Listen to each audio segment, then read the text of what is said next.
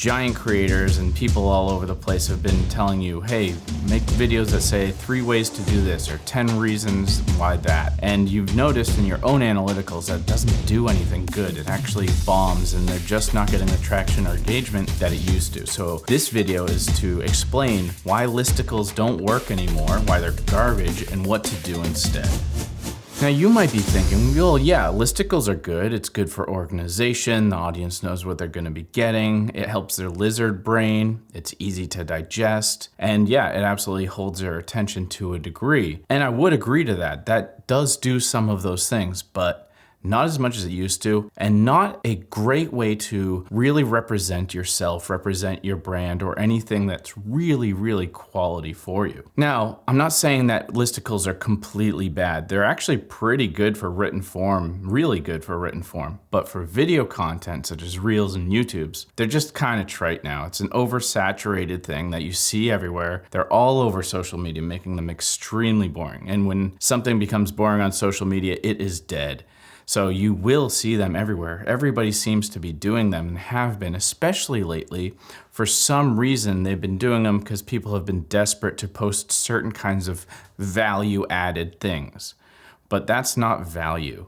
That is a expression of feeling like I need to post content, just like you probably feel when you've created your listicle. I don't know about you guys, but when I go on and I see a listicle and I'll go on, something begins to fill up inside me. It's like this anxiousness. I'm like, all right, come on, let's get this over with. I already know what you're gonna say. I'm just waiting to hear what is the item of the list, but I'm not even listening. Sometimes I skip forward, fast forward, just to find out that I'm like, oh yeah, that's exactly what I thought you were gonna say. Well, okay, that's dumb.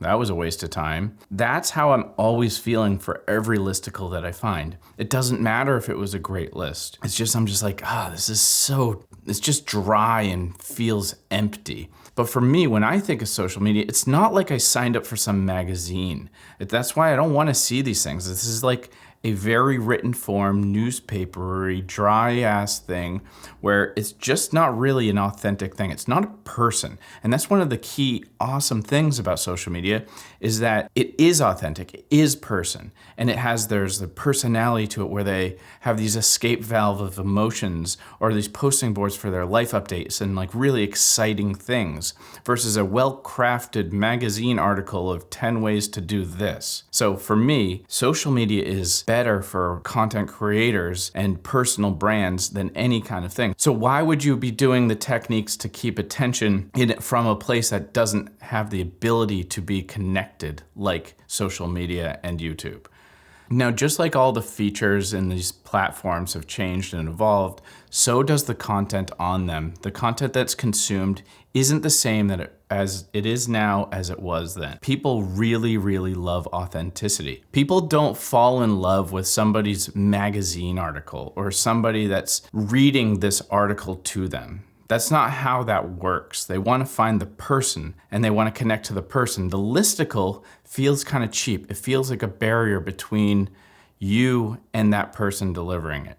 Now, I can't imagine any really high-end person that I really admire or giant company even ever stooping to the level of a listicle. It's just very informal and really disconnected from the way things are.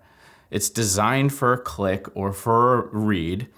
But for me, you can look at the analytics, but the click-off ratio is way too high. I literally get onto one, and maybe I'll get to the second listicle for myself.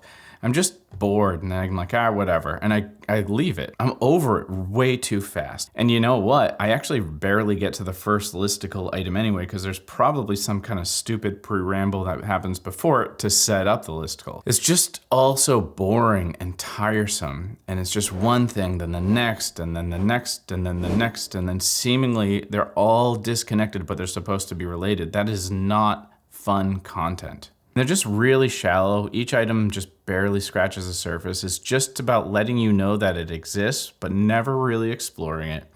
And it just makes for overall pretty bad content. Leaves me feeling really dead inside. What do I propose instead? We just turn that listicle into something that's real, that has an opinion, that has some personality, has a human on the other end. This age where there's this growing AI everywhere, people are inevitably going to be leaning into human-created content.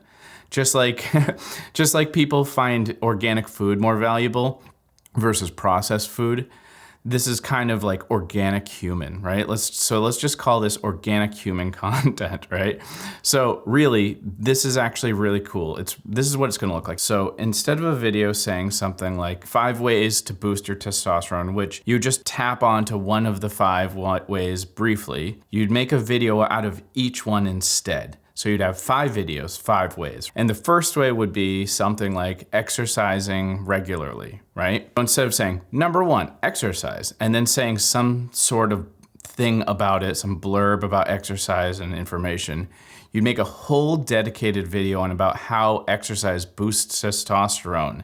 And then you would talk about how high intensity interval training increases testosterone and how and why that happens, and actually teach. You don't need to go so crazy far in depth, being an expert, but just a little bit, you know, just enough to have a full video on it. But then you would talk about how you think and approach high intensity interval training, how often, what style, what time of day, all the things that you can think of, giving them real insight and a lesson that they probably will remember. And you could even share some story of how you got into it. All of these things that really give life to it. And you're not really doing too much work. You're just delving into one of the points of the listicle. And then you could even do another one just on that one out of the 5, strength training mistakes that leave testosterone on the table. And then you would talk about how especially strength training increases testosterone, it boosts metabolism, and how you can reference your old video, say, when I have this other video talked about how high intensity interval training did it, watch that. And you can do all of this in one thing. So you're actually just growing each one into a big video, turning what would have been a cheap 5 points video that really somebody would forget and be like, blah, I'm definitely not gonna find a fan from that, into 5 or more really good videos that are only just doing a little bit more effort. You're quadrupling your content amount.